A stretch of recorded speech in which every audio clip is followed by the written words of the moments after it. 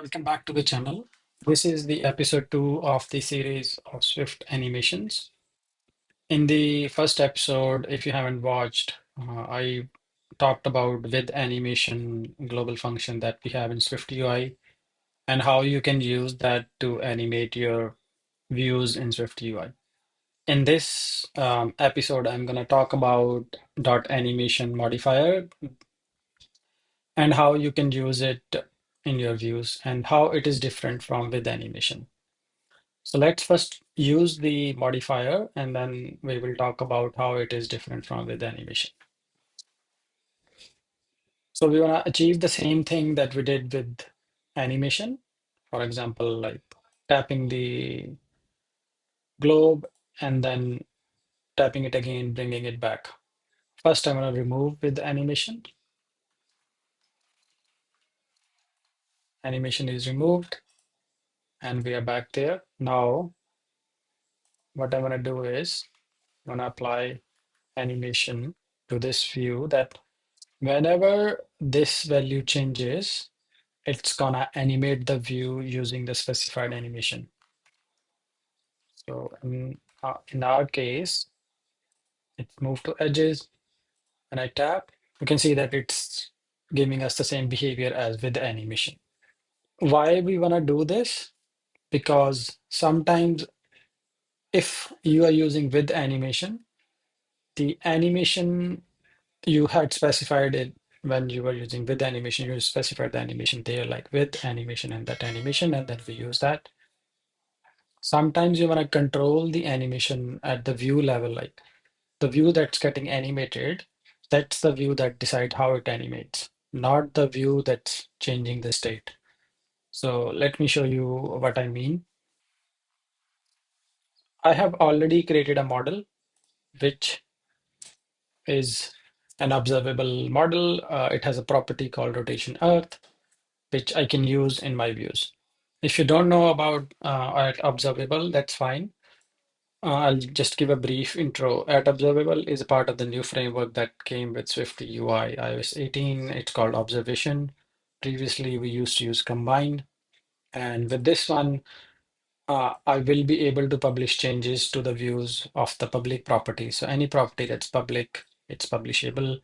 And I say publishable means whenever a change is done, it's published that this change is done, and then the views can update themselves.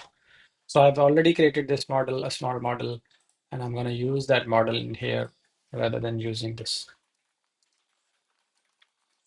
the same model, earth model. And then I'm going to insert my code snippet that I have here.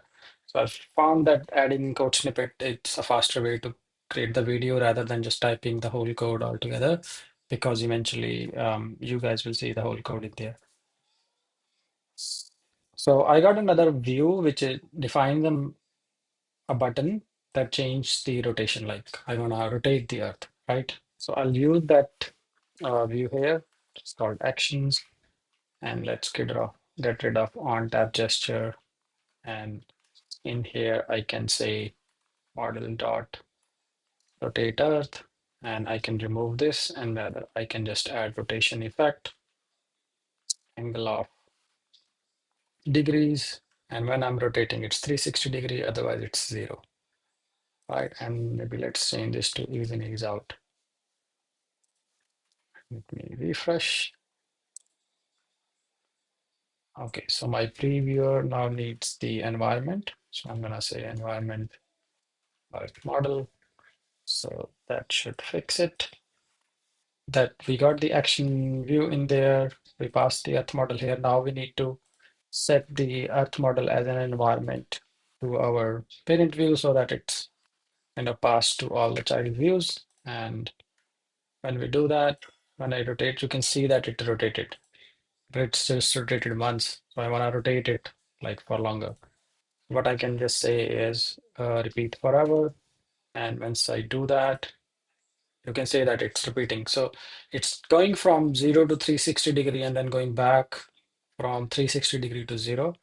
So we can actually change the duration to have like a better understanding of it. In my previous video, as I said, smaller the code you have, better you will understand how it works and better you can experiment with it. if I do rotate Earth, you can see that it goes from 0 to 360 degree, and then now it's gonna go from 360 to 0. So how you can, so it's kind of like auto reversing the animation from 0 to 360 and 360 to 0. So we can just say repeat forever, but auto reverse, we can say, don't auto reverse, just keep going. And now when we do that, you can say it goes 0 to 360 degree. Now it's again gonna go. But you can see that it kind of like waited a bit before starting the next phase.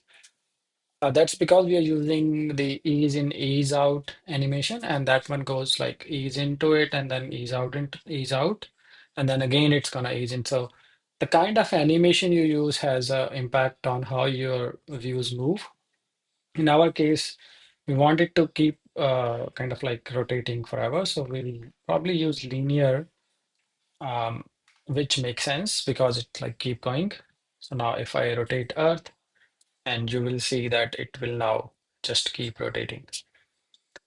So that's how you can use dot animation at the view level. So you can see the difference here that my animation is now defined at the view that I want to animate, not at or at the location where it's triggering the animation. So this way, like you have segregated the where the animation is triggered and what animation will be played. So the view who's getting animated will decide what kind of animation it should use to animate whenever it changes. So that's the difference between dot animation and with animations. Thanks for watching the videos, and I'll see you in the next video.